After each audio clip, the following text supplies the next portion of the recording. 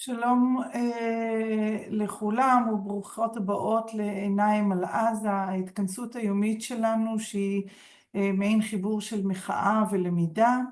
היום אנחנו מארחים את מירון רפפורט, עיתונאי ואקטיביסט מאתר שיחה מקומית. הוא ידבר איתנו על הרס התשתית הבנויה של עזה תחת הכותרת להפוך את עזה לאבק.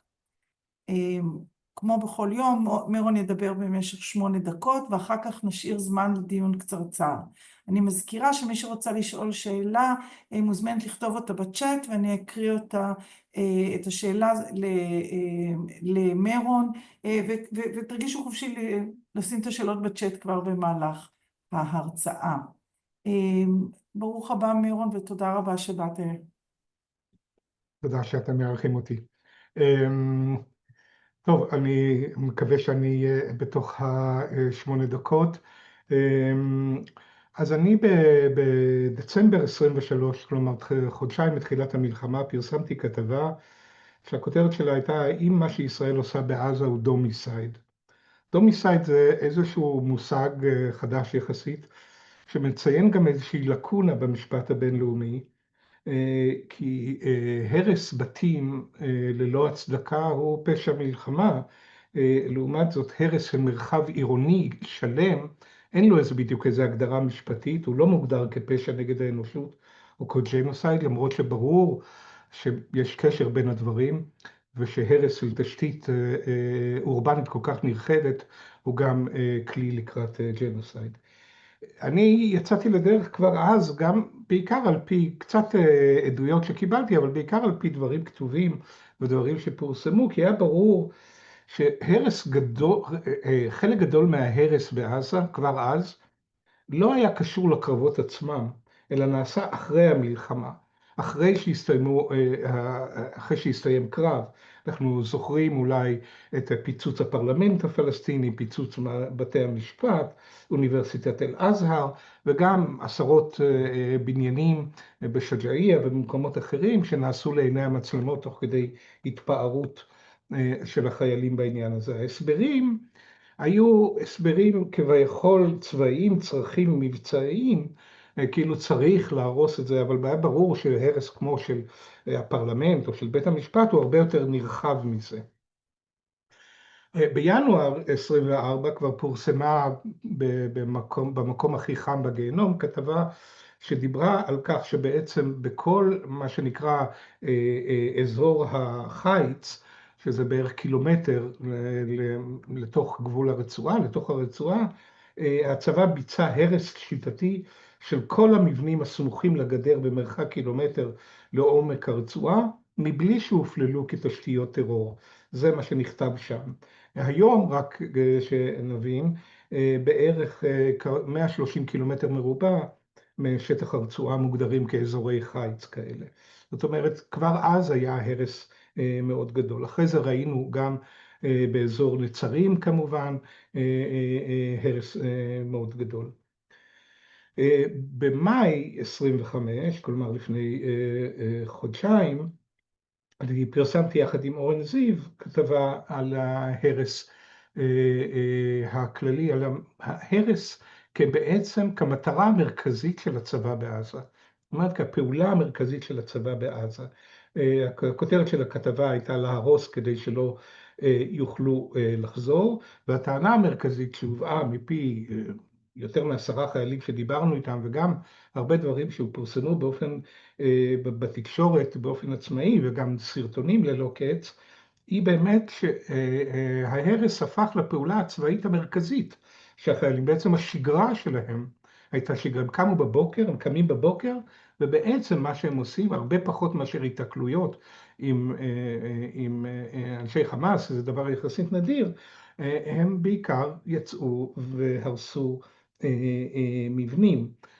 זה יצא, אני חושב, קצת לתשומת לב הציבור, אחרי שאברהם זרביב, שהוא גם דיין בבית הדין הרבני בתל אביב, ומפעיל D9 בעזה, התפאר בסדרת סרטונים, וגם ברעיון מפורסם בערוץ 14, על כך שבעצם הוא בין אוקטובר 24 לבין הפסקת האש בינואר 25, הוא עם ה-D9 שלו הרס בערך 50 מבנים בשבוע. ברפיח, ועכשיו אנחנו יכולים אולי לראות את זה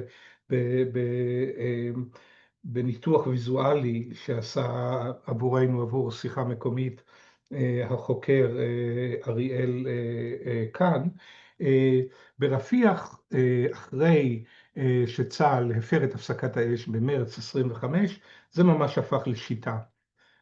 רפיח, עיר שנזכרת לראשונה בכתובת של סאטי הראשון, המלך הפרעוני, בשנת 1303 לפני הספירה, ושחיו בה קרוב יותר מ-200,000 איש לפני המלחמה, נמחקה לחלוטין. לפי הניתוח של אריאל, שעשה לנו רק 4% מהבתים של רפיח נשארו ללא פגע במאי 25.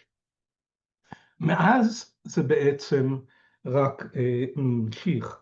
בכתבה של ניר חסון וניר קובוביץ', ואחר כך גם כתבה של אורי משגב שפורסמה לאחרונה, עולה שבעצם שליווי שיחידות, חלק גדול מהעבודה של היחידות המבצעיות בעזה, חלק גדול מהעבודה שלהם הוא בעצם ליווי של דחפורים, הכוחות ההורסים, קבלנים פרטיים, רובם מההתנחלויות, שמקבלים בערך 2,500 שקל על הרס בית קטן, ו5,000 שקל על הרס בית גדול.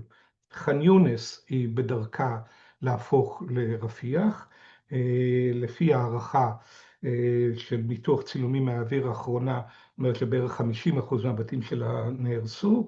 נתניהו רק השבוע צוטט, אגב העיר ההומניטרית שאמורה להיות מוקמת בדרום הרצועה, שאפשר להזיז את הבולדוזרים שהורסים את ח'אן יונס כדי להכין את העיר ההומניטרית על חורבות רפיח. זאת אומרת, זה דבר מאוד מאוד מודע. עכשיו, בסך הכל הנתונים מדברים על כך שמתחילת המלחמה נהרסו, או לחלוטין, או באופן חלקי, 180,000 מבנים בעזה, זה בערך 73% מכלל המבנים בכלל. עכשיו, מה הרעיון מאחורי זה? ההיגיון הצבאי אומר, קודם כל, כמה שפחות הרוגים. זה נובע, אני חושב, גם מכך שכל הפעולה בעזה היא פעולה פוליטית, ולכן הצבא מאוד מאוד חושש ממספר הרוגים גדול, ולכן הוא רוצה למנוע שיהיו כמה שפחות הרוגים. ומרגע שגם אין מגבלות של החוק הבינלאומי, אפשר להרוס שכונות שלמות מנימוקים ביטחוניים, כי הרי מבחינה צבאית, אם אין בתים, אז הם גם איום. לפי היגיון הזה כמובן, אם אין אנשים, אז אין איום. ולכן, אף שדובר צה"ל כל הזמן אומר שכל ההרס הוא לצרכים מבצעיים, אנחנו רואים את זה בכל סרטון שההרס הוא עצום ומנומק, גם כמובן בנקמה פשוטה. חיילים אומרים את זה בזמן שהם מלווים בדבריהם את ההרס, מקדישים אותו לחייל שנהרג או לאירוע אחר. עכשיו, לכך אפשר להוסיף כמובן גם הקשר פוליטי. אם המטרה של המלחמה בעזה כרגע היא בעצם לרכז את האוכלוסייה בדרום הרצועה לקראת גירושה, לקראת אותו פינוי מרצון שנתניהו מדבר עליו, ברור שצריך שהערים יהיו הרוסות כדי שלפלסטינים לא יהיה לאן לחזור. נתניהו עצמו אמר בישיבת חוץ וביטחון, אנחנו הורסים עוד ועוד בתים, אין להם לאן לחזור. כלומר, ברור לחלוטין ההקשר, ברור שברגע שלא יהיו בתים ולא יהיה לאן לחזור, אז ההגירה מרצון תבוא, כי לאנשים פשוט לא יהיה איפה לגור. אבל אני חושב ששווה לצרף לכך גם עוד אמירה של היגיון יותר גדול מזה. אני ראיינתי בזמנו את רפי גרינברג, הארכיאולוג רפי גרינברג, והוא אמר לי שכארכיאולוג שחוקר את תקופת הברונזה התיכונה, כלומר 1,500 שנה לפני הספירה, 2,000 שנה לפני הספירה, ב-4,000 שנה של תולדות ארץ ישראל לא היה הרס במרחב הזה שבין הירדן לים, כמו ההרס שעשתה מדינת ישראל ב-48', וההרס בעזה הוא המשך שלו, והאמירה שלו שאיתה אני הולך, זאת אומרת שההרס הזה, העצום הזה, שאין לו תקדים בשום מקום, לא בהיסטוריה של המקום הזה וגם בקושי בעולם, ההרס הזה נועד לא רק למנוע שלאנשים יהיה לאן לחזור, אלא כדי שישכחו שבכלל הם היו שם, שגם לעתיד לא יהיה זיכרון שהיו שם אנשים. ואני חושב שההרס שאנחנו רואים הוא חלק מהמחשבה הזאת, הוא לא רק לצרכים מבצעיים, או אפילו לא רק לצרכים פוליטיים, הוא כדי למחוק נוכחות ולהשכיח שהיו שם אנשים. תודה. תודה רבה, מירון, על הדברים הבאמת מזעזעים האלה. אני אתחיל לקרוא שאלות. הדבר המפתיע שואל עידו, זה מיעוט הקולות מקרב הצבא שמתנגדים למהלך ההרס הנרחב הזה. איך ניתן להסביר את זה? האם הצבא, כמו המשטרה לפניו, נכבש על ידי הזרם הביביסטי בן גביריסטי? א', זה לא לגמרי נכון שאין. זאת אומרת, הראשון שיצא מתוך הממסד נגד ההרס הזה היה בוגי יעלון, משה בוגי יעלון, בטח לא איש שמאל, שלפי מה שהוא אמר לי, הוא קצינים מצפון הרצועה ששירתו בצפון הרצועה התקשרו אליו ואמרו, זה בלתי אפשרי מה שאנחנו עושים פה, זה מעמיד אותנו בפני האג, אנחנו עושים פשעי מלחמה. ככה שיש התנגדות מסוימת, אבל אני חושב שההיגיון המרכזי, הצבא משכנע את עצמו בהיגיון המבצעי שדיברתי עליו. זאת אומרת, ההיגיון שפשוט זה מאוד נוח, אם לא יהיו שם מבנים, לא יהיה שם איום. הם קוראים לזה תמיד איתורים, שזו איזו מילה כללית מאוד לכל דבר שהוא יכול לשמש את החמאס או את הג'יהאד האסלאמי. ואז הצבא מנמק את זה לעצמו בצורה הזאת, וברגע שגם הלחץ הפוליטי מהממשלה הוא כזה, וגם כמובן יש מפקדים, ראינו את יהודה ואך, מפקד אוגדה ועוד אחרים, וגם שההרס עצמו מבוצע על ידי מתנחלים, אז ברור שזה נעשה בעוד יותר עוצמה. יש התנגדות, אבל בוודאי שהיא לא מספקת ולא משמעותית. אני רוצה לשאול בהמשך לשאלה הזאת, באמת הוידאוים האלה שאני חושבת שרובנו נחשפנו אליהם, של החיילים שמקדישים הרס בניין ליום הולדת של בת השנתיים, או לכל הדברים האלה, שמזעזעים כמובן בפני עצמם, אבל אני תוהה גם לגבי הוידאוים האלה וגם לגבי אחרים. למה הצבא, הרי אם הצבא היה, אם המפקדים היו רוצים לחסום את זה, לא היו זאת אומרת, כאילו, הרי לא, זאת אומרת, למה הצבא מאפשרים את זה? מה האינטרס שלהם לאפשר את זה, שלכאורה היינו... אני לא בטוח שלצבא יש אינטרס בעניין הזה. אני חושב, ואמר לי את זה קצין בכיר מאוד לשעבר, שמכיר היטב את המטכ"ל הנוכחי, הוא דיבר על הרמטכ"ל הקודם, על הרצי הלוי, הוא אמר לי שלדעתו הרצי הלוי, וזה כנראה, זה יכול להיות לתקף גם לגבי אייל זמיר, איבד שליטה על הצבא. אין לו בעצם שליטה על הצבא. אני חושב שהצבא, ראינו את זה, נכתב הרבה על כך שהצבא בגדה המערבית הוא כבר סוג של מיליציה. נכתב על זה. אני חושב שזה גם קורה בעזה. אני חושב שלצבא אין כל כך שליטה. יחידות מתנהגות, אתמול, אני לא יודע מי יצא לו לראות איזה סרטון של ריקוד דתי מאוד מאוד, הייתי אומר מוטרף, אני לא אוהב להשתמש במילים האלה, אבל לפני כניסה לעזה. אני לא בטוח שהצבא שולט על זה. אני חושב שהצבא איבד שליטה. תודה, שואלת אלבז, תודה רבה. מירון, רציתי לשאול על העבודה מאחורי המספרים, לא מתוך פקפוק, אלא משום שהיא שומעת מספרים שונים כל פעם בנוגע להרס הבתים בעזה. אתה דיברת על 73% מהמבנים בעזה, לי מרדכי הציג אחוז אחר, האו"ם הוציא דוח באפריל ש92% מהבתים נהרסים. אתה יכול להסביר את הפערים האלה, או איך...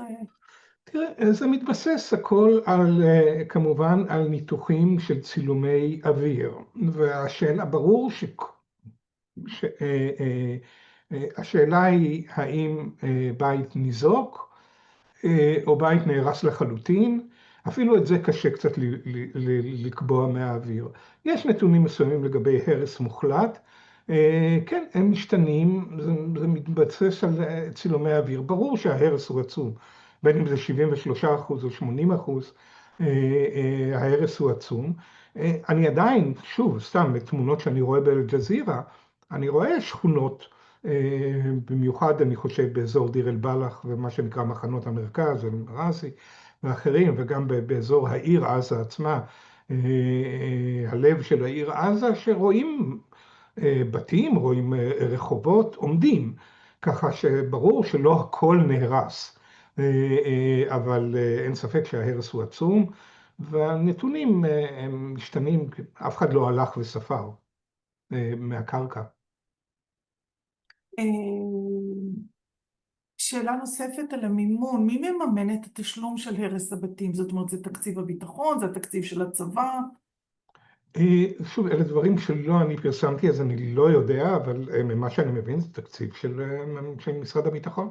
זה תקציב של משרד הביטחון, זה קבלנים שעובדים כמשרד הביטחון, הם אפילו לא, שניים כבר נהרגו, והם לא מוכרים כחיילים. זה תקציב של משרד הביטחון, זה מין סוג של אזרחים עובדי צה"ל.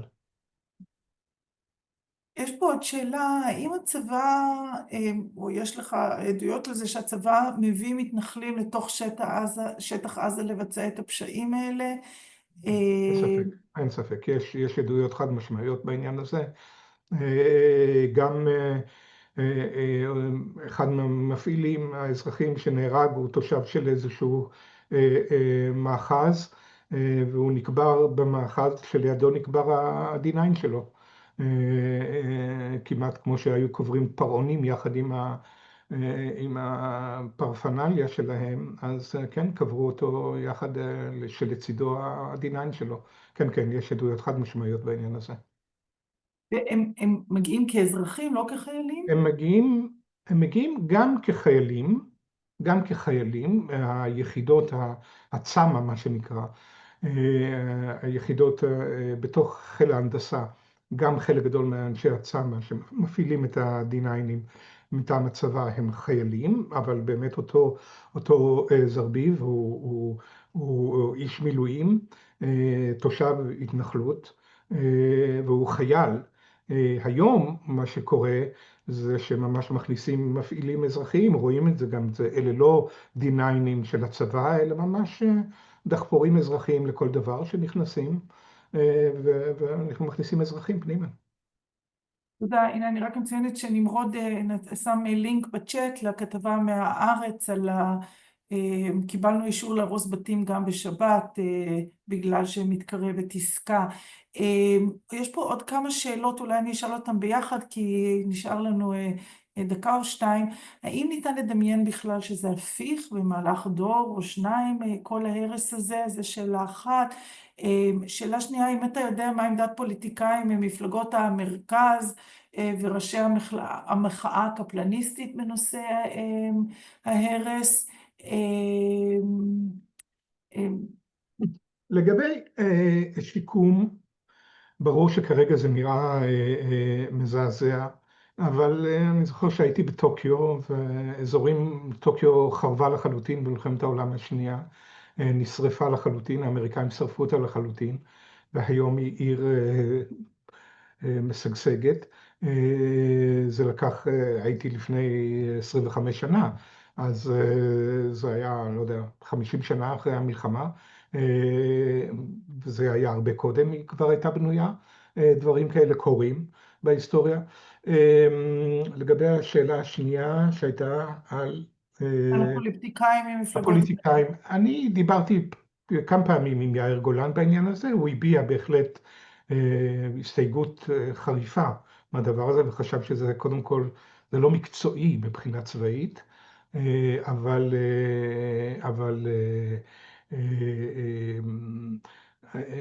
מעבר לכך לא שמעתי, בוגי יעלון, אהוד אולמרט, כן ראינו, שמענו אנשים שהם לא כרגע בתוך מפלגות המרכז. מירון, זמננו תם. אני מאוד מאוד מודה לך על זה שהבאת בפנינו את כל הדברים האלה, המדכאים עד מאוד. אני רוצה להגיד שמחר יתארח כאן דוקטור סבסטיאן בן דניאל, המוכר לנו גם כג'ון בראון, שידבר על תפקיד הבינה המלאכותית בהרג בעזה. שוב, תודה רבה למירון. אנחנו ניפגש כאן מחר תודה בשתיים. רבה. תודה. תודה רבה לכם. תודה, להתראות.